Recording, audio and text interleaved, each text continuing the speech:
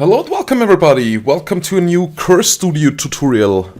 I had a little bit of an accident yesterday, crashed together with some kind of alcohol and still not feeling so well today. You know, when you turn 30, you probably need 2 or 3 days to recover.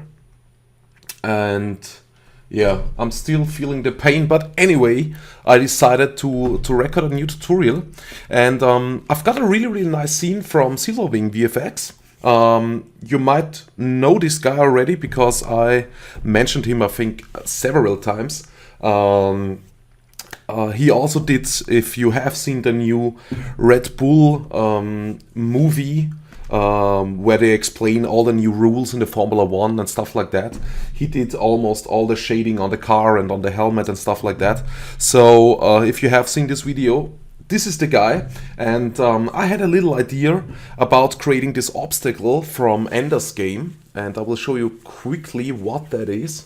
And I was a little bit confused at the beginning in by the modeling.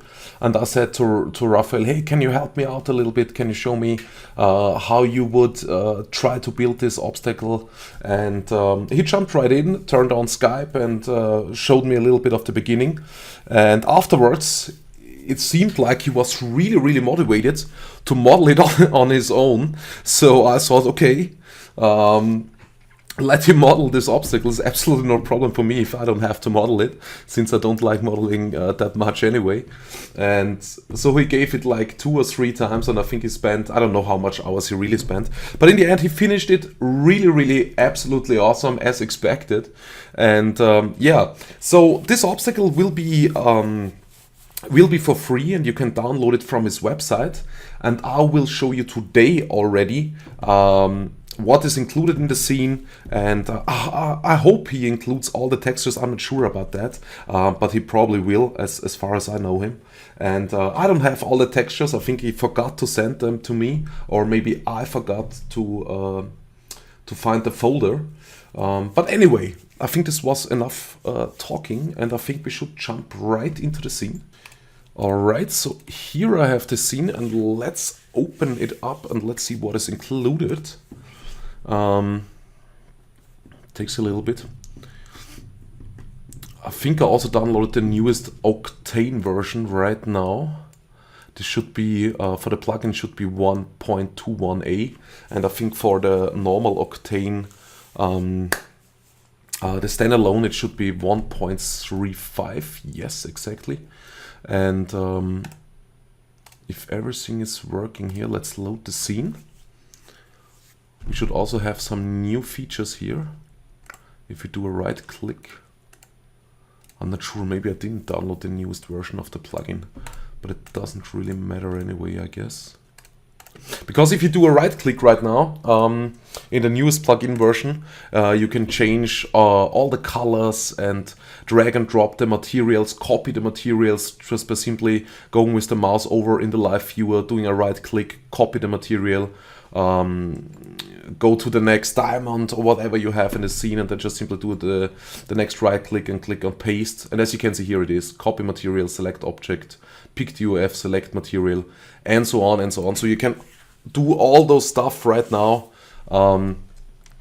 inside of this what is it called? Live viewer. Okay, here we go. As you can see, this takes a little bit of RAM. 808 MB are used. This is because it's a little bit of higher geometry. You can also change that as well if you want to, if you don't have a graphic card that can take so much. You can definitely go in there in this SDS obstacle pyramid and change the subdivision editor to something like 2. And when we reload this scene, this should probably change to less memory as well. Let's see it. Let's reload. Will take a while probably. We can sing a song in the meanwhile. I think it's already finished, is it? No, it's not. No, it's finished. Okay. And as you can see, now we have 454 MB, and this is pretty good. And as I can see, I think I have the textures. I just move the file a little bit. Is this possible? Because now I move the file back to the desktop, and this might be that he can also, that the file can also find the textures that Raphael sent with it. I'm not 100% sure yet. But anyway, what is definitely not included is the HDRI. So we have to use our own HDRI.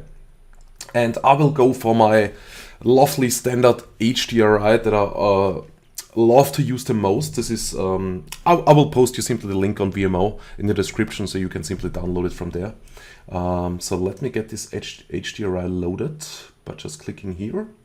Okay, and we go Old Industry Hall, Fin4 Reflection EXR. Okay, and load this HDRI, and as you can see, we already get a really nice look and feeling. What is also not included is this little triangle, at least not for me. Probably tomorrow when you downloaded it from his side, you probably get everything. And I really just want to explain a little bit the materials to it, to this whole thing, and want to explain this a little bit more. As you can see, we also have a little bit of a nice DOF here. Let me make this a little bit bigger. The great thing about Octane is that a DOF almost doesn't add a lot of render time. So if you use DOF, it doesn't even matter how strong the DOF is. As you can see, this picture really clears up so fast with my 780 GTX, and this is only one card. Always bear this in mind. This really looks absolutely great already. And if we jump into the camera, into the Cine lens, the aperture is set to 2, so we can even set this to an absolutely ridiculous amount, like 5 or something like that. And you can see this will absolutely, this will not really add a lot of render time. Even so, the background really gets blurred and also the foreground gets blurred, but as you can see, this clears up really fast, so we could even go for a stronger DOF. But we'll just leave it at 2 for now. So here we have a lot of textures. Here we have a bold texture, and let's look at the index. And as you can see, 3 is already a little bit of metal, definitely. And the diffuse channel is pretty much straightforward. For metal, you would definitely change the diffuse channel to something like 15%, so that the color, if you have some kind of metal material, the color doesn't really come from the diffuse channel. The color comes more from the specular channel. And as you can see, Raphael really left is absolutely white, so he definitely doesn't want to mix any color in it. In the roughness channel, we can have a look at this. The float probably does nothing since there is a texture loaded, so we can just simply leave this at 0.01, since this will, the live viewer updates, but this is probably doing absolutely nothing. If you look in the editor, in the roughness channel, you can see he has used a mixed texture, as already said, and in the amount you can just simply clear the amount and then go Cinema 4D Octane, image texture, and then you just simply load your texture and make sure that in the texture the power is set to 1, but I think this should be now as default. You can also set this to invert, by the way, if you want to. Really depends on what you want to do. And here we have 2 float textures. One is a little bit, let's say a little bit less grayish, and the other one is a little bit more grayish. And this way probably Raphael tried to control the reflection difference of the map. So this is like in V-Ray, what I already explained in my exterior tutorial. If you load something in the reflection glossiness, you can control it via colorizer, and this is probably a colorizer as well. So in the texture 1, if we change this to a more white, you can see here in the preview, let me make this a little bit bigger. I wanna make you bigger, but I can't find the button. Okay, let's make it bigger like that. Doesn't really matter. All right. Probably loads a little bit. Okay. So as you can see, now we have a little bit more of a, let's say a little bit more of dirt on the material. If we change this back to maybe something like, what was it initial? I think 0.3. This should also update in a second. Yes, and as you can see, this takes it a little bit away. So this way, the metal comes more through than the dirt, really. But this will be absolutely enough to show a little bit that the obstacle is a little bit dirty, a little bit touched, already a little bit used. So you can control this via those two channels. All right, next thing I want to explain. Did he use anything else? Nope, not for the bolts. In the iron, where is the iron used? Let's look it up. Select materials of active objects. Find first active material. No. How can I see select texture text objects? Where is it used? Here somewhere. Pyramid rim. What is the pyramid rim exactly in the scene? Ah, okay. This is this here. Those rails. Okay, here we have the iron material. He probably also did use the same trick right here to give it a little bit more of an touched look as well. Did he also use a bump? No, he didn't. Diffuse pretty much straightforward. 15% black. Index to 7 here, so he definitely wanted to create a definitely more reflective metal material. This is why he changed the index from bolts it was 3, and here in the iron it's definitely 7. Okay, then we have also the messing. Let's see where this is on the rails as well. Which rails are this? Holder. Okay, here in this little curve here, he did use a different material here, a little bit more, let's say, have a little bit of a golden look, but he definitely wanted to create messing. This is why he definitely called it messing, of course. Pretty much straightforward, as you might have guessed, so 15%. There's not really much to it, because if you want to create metal, this is just simply the same way over and over again. In the roughness channel, probably the same trick with the mixed texture, to give it a little bit more of a touched look. Then the obstacle texture, what did he do there? Okay, there he also applied the logo. This is probably this triangle. This is applied here in the middle of the obstacle.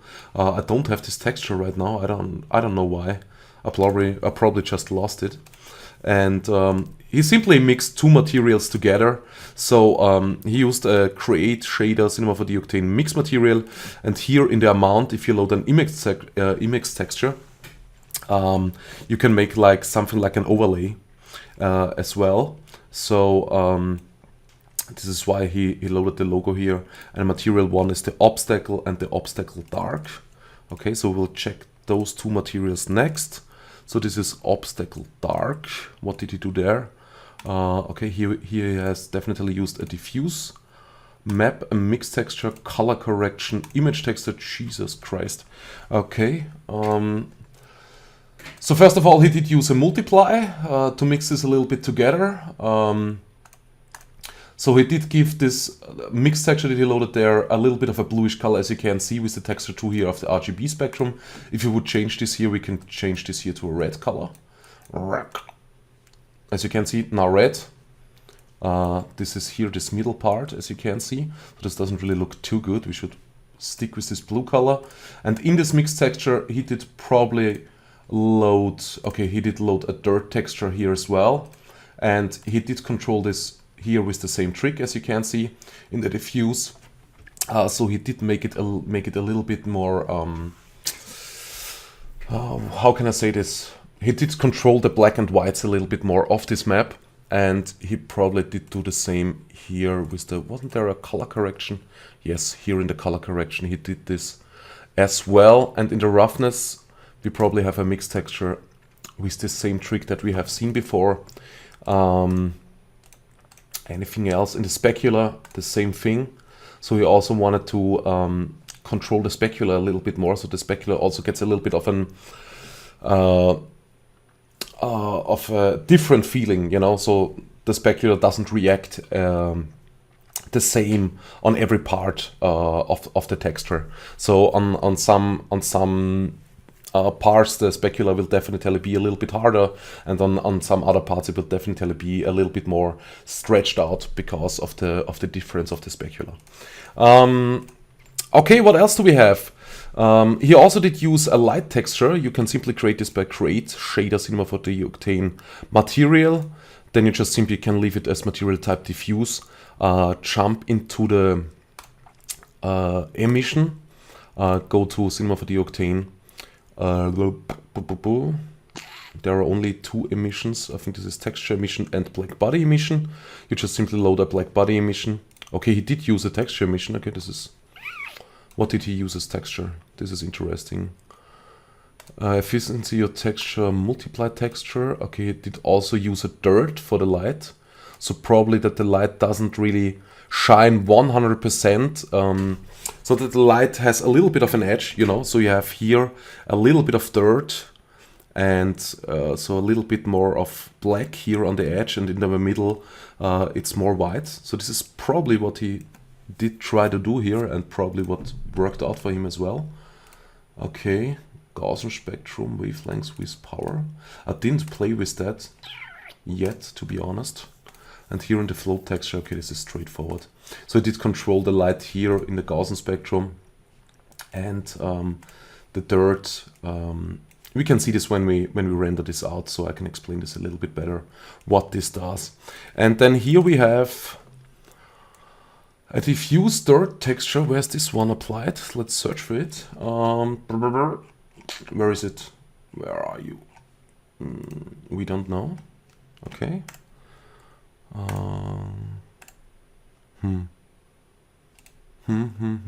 Okay. Maybe Octane diffuse. Doesn't really seem to be used in the scene anywhere. Maybe he just forgot to delete it, or maybe he did use it anywhere. Doesn't seem like that, to be honest. Nope. I think so. I don't have to explain that right now. Okay. Let me show you one thing quickly as well. If you render this out, I think he did render it out with 16-bit. You always have more control when you render it out in 32-bit. The problem is that you sometimes get a little bit of kind of weird results when you render it out in 32 bits.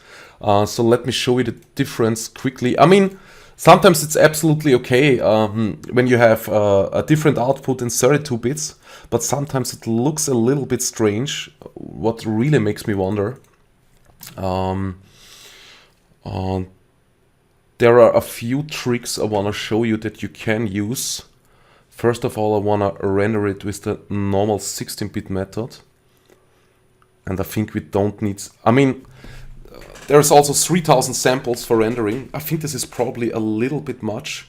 But since this is a still image, and Raphael was going for a still image, he probably thought, okay, let's take a little bit more so I have absolutely no noise later on in post-work. No matter what I do, so 3000 samples is probably okay. Since I'm doing a really, well, quick, but since I try to make a quick tutorial, I will probably change this a little bit more down. So as you can see, this is 16-bit, this is the outcome that we get. And let me change this here quickly to 32-bit, so we just simply go Octane renderer, change this here to float buffer, and let's render this out again. Let's see what we get now.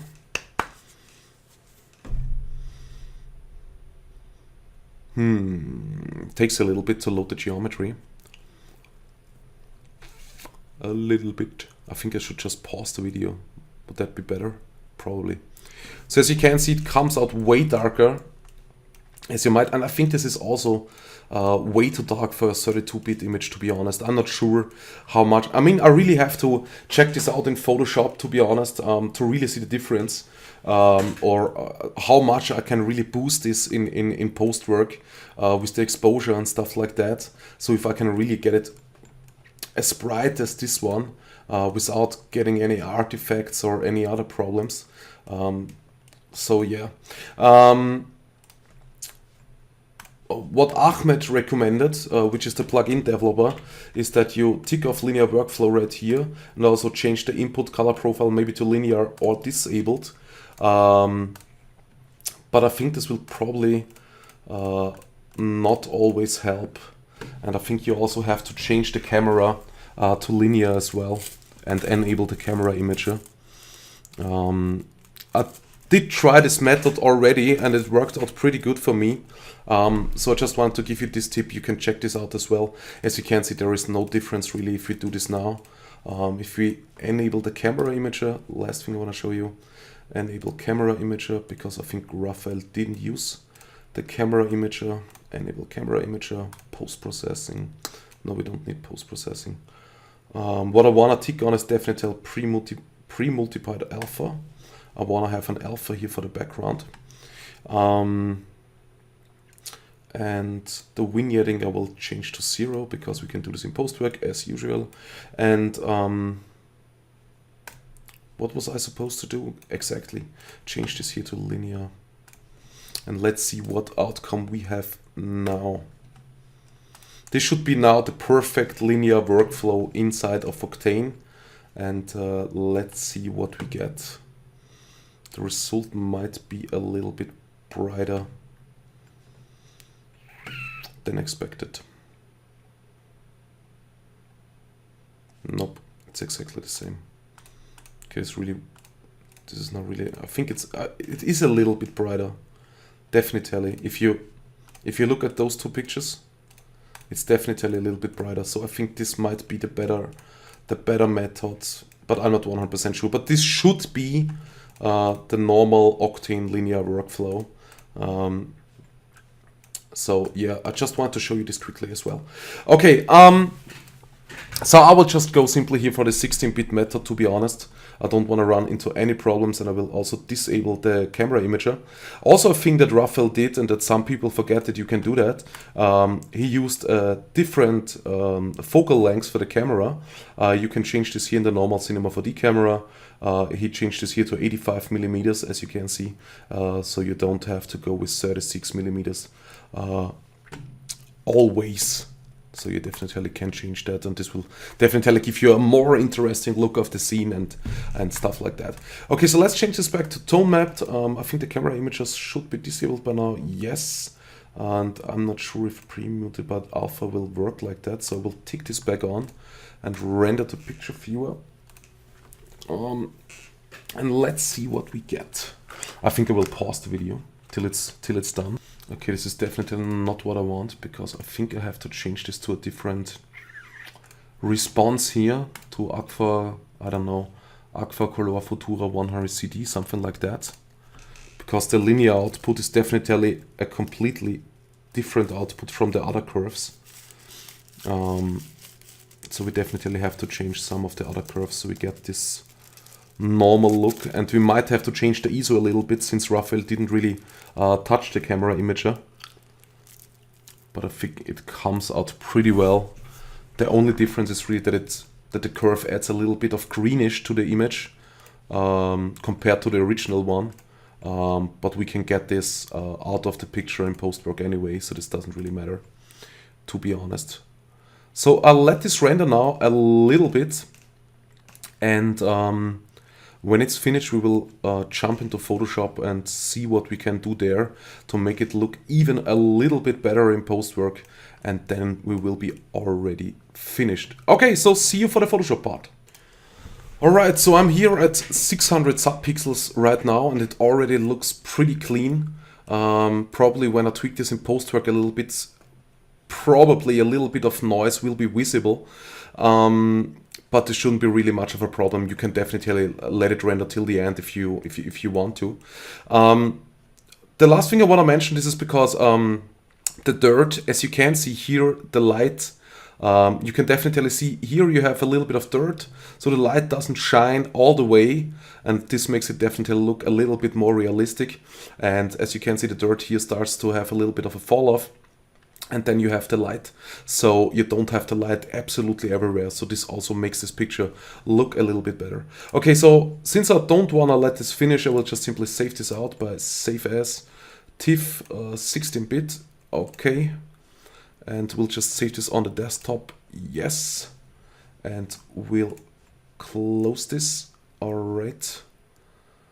And now we'll just jump into Photoshop. By the way, this is my this will be my new premium tutorial. It will be about product shot lightning.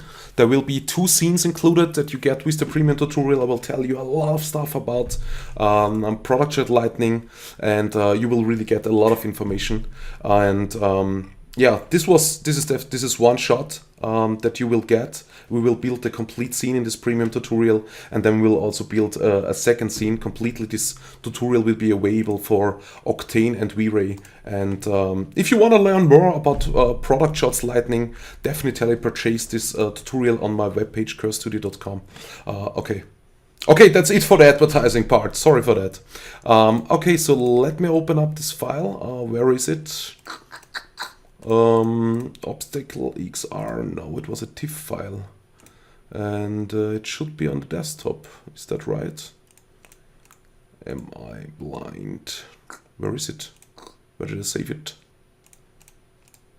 No. I think I will just save it out again. Window picture viewer. Save as TIFF 16-bit. Yes. Desktop. Yes, where is it? Oh, there it is. I'm sorry for that. Okay, here we go. Here we have our picture inside of Photoshop. Let's zoom in a little bit. Let's go to filter. And I always start out with a camera raw filter. So as you can see, we have added a little bit of a greenish color. We can pull this, we can get this out with the temperature as well. So we can make this a little bit more bluish if we want to.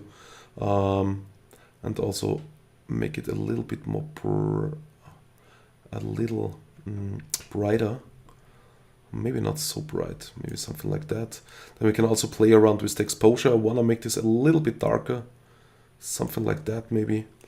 Contrast, I definitely want to pull up a little bit. Highlights, we probably can leave them. Yes, I think maybe a little bit more. Clarity, I want to have a little bit more clarity, because this way we will see the touch parts of the obstacle a little bit more. As you can see, if I pull this way, this will be more blurred, and if I pull it this way, the clarity, you can see that the touch parts get more visible and more visible. Maybe not plus 100, but maybe something like that, plus 25 maybe. Now I can also change a little bit in the curves. Let me jump into the blue, and let me make this maybe a little bit more bluish here. We could also go for some kind of a look like that. I think this also looks pretty nice. If you pull this down here a little bit, gets it more in the a little bit of in the greenish area. And I think I will leave this probably here, maybe a little bit more upwards, so this gets really white here. Okay. We can also change the colors a little bit. So if we have too much blue in our scene, we can definitely change this here in the blues, as you can see. So we can change the overall look a little bit more. Or we can change the overall look again if you want to. But I think this looks already good. Now we can add a vignetting here with the post-crop vignetting, as you can see. Maybe just a little bit, something like that. I don't want to have too much vignetting right here. Normally you would also add a little bit of grain, really just a little bit. This is something that happens with Hollywood movies as well. They always add a little bit of grain over it all. So we'll just add a little bit of grain right here. And anything else we want to do? I don't think so. Let's click on OK. Let's see how it looks. Looks already pretty good. Now we'll jump into my Magic Bullet photo looks here inside of Photoshop. And I will definitely add a little bit of chromatic aberration. I will set this here to maybe plus 0.15, here plus 0.15, and here minus 0.15 in the green. So this will give us a little bit of chromatic aberration, as you can see. And in the range HSL, we can still change a little bit the lights if we want to, as you can see. I'm not sure if I really want to, I think I will just delete this range HSL and we'll add a new one. Okay, and now we can change the lights a little bit. As you can see, we can also make them really, really white if we want to. Or something like that. Yes, maybe. Or we want to leave them blue. This is really a matter of taste. We can go for bluish light, or we can go for really bright bluish light, or we can go more for a white one. And now here we can also change the intensity, as you can see. So we can pull this down here a little bit, or we can pull this up. And what will also help a little bit to sell the shot, we can add a diffusion. This will give us a little bit more glow on the bright things in the scene, and I think the chromatic aberration is here a little bit too much, because as you can see here we start to get those really, really red edges, and I don't want to have such red edges. Maybe just a little bit, no, that's already too much. Yeah, maybe something like that, just a little bit. Okay, and here we have a diffusion. Let's just turn it on. As you can see, we start to get this glow already. And here we can change the glow, how much glow we want to have. I think we'll go here for something like 85%. And we probably can also change the glow color a little bit. But we will just leave this white. And we can also change the size, how much glow we want to have. So we'll just add a little bit of glow. Whoops. Yeah, something like 3% might be fine. All right, and anything else we can add? I mean, there's always something we can add. The question is only, is it necessary to add more? I'm not sure if we really want to do that. Maybe edge softness. Well, we could have done this with the camera anyway. So I think it's not really necessary to add something like that, because this will make the shot look a little bit weird, I think. So we'll just leave the edge softness and just go with the normal camera aperture that we already have in the scene. Okay, so let's click on finished. And yeah, I think it looks already pretty good. And I'm not sure if I really have an alpha now. Even thought I did render this out with a pre-multiplied alpha. Let's just create a new layer. Let's make this layer white and let's check this, but probably not. Nope, nope, nope, nope. We don't have an alpha, but it's not so necessary right now. Doesn't really matter. We could have rendered this out with an alpha as well. I think we should have changed here something. What could I have? I should have changed. Let's look here. Okay, it's already open. Okay, no. Where is it? Here is it. Keep environment is ticked off as well. Okay, so why didn't it render out with an alpha channel? Good question. Did work before when I did it with a 32-bit image. Didn't work now. And I have absolutely no clue why.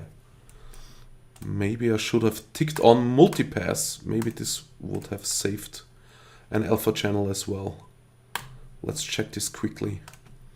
TIFF 16-bit. Alright, let's save it. Obstacle 1. Alright. Let's render it out quickly again. I will just pause the video. Alright, I think this is enough. I will just save this out right now.